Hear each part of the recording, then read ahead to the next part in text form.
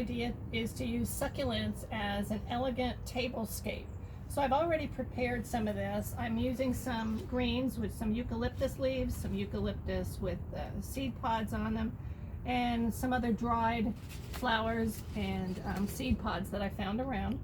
And I'm going to add some roses to this, and what I want to show you is how to precondition your roses. So if you don't like dealing with thorns and leaves, this handy little gadget is a rose thorn stripper, and all you do is grasp it, put the stem inside one of those little holes, and strip it down very shortly. And sometimes that's exactly what happens. I think I got it stuck.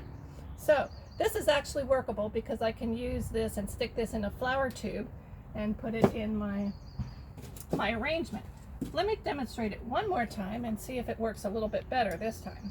Okay, stem in the rose stripper, there you go. That's how it's supposed to work. So now you have a thornless, leafless, long stem rose that you can cut in any length that you want and use it in your arrangement.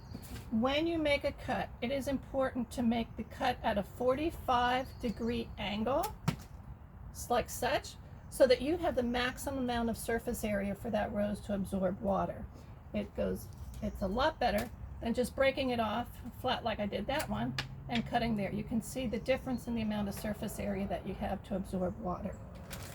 Okay, so I've already stuck some roses, I've preconditioned them, and I put them in some water tubes. And I like the water tubes that have the point on them because they're more versatile. You can kind of stick them in and tuck them around inside your arrangement, and your roses will last longer because you have them in water. The other thing is, if you're using any kind of flowers in water tubes in floral foam, it's a lot easier to stick the point down into the flower foam and keep the flowers upright. So I'll just tuck a couple of those around there. And then I'm going to stick some succulents in there. And what I've done, so that this isn't too messy, is I'm keeping these roots intact on this one, and I've put the whole root ball into a little baggie. And I'm just going to stick this into my flower arrangement so that when dinner is over, I can just take this whole thing out to my garden and plant it right in the garden. If you need to add a couple more leaves or roses to camouflage the root ball, just go ahead and do that. Here you go. And I've got a couple other little ones that I did the same thing to.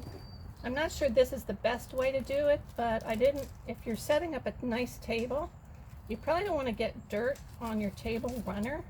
And so I thought maybe wrapping it in a plastic baggie would be a better way to go. So we'll stick that one in there.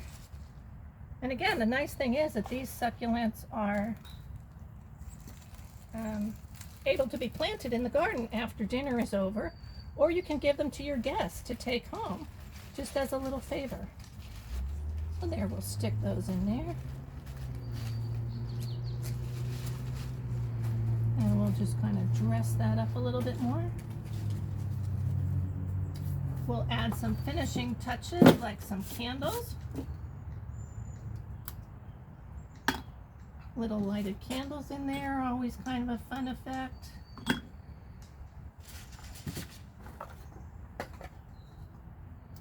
One more.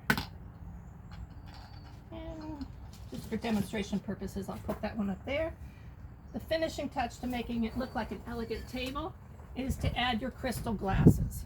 And there you go. We've got the water glasses and the wine glasses. And it is a super easy, sustainable, because you've got the succulents in there, dinner arrangement. And there you go.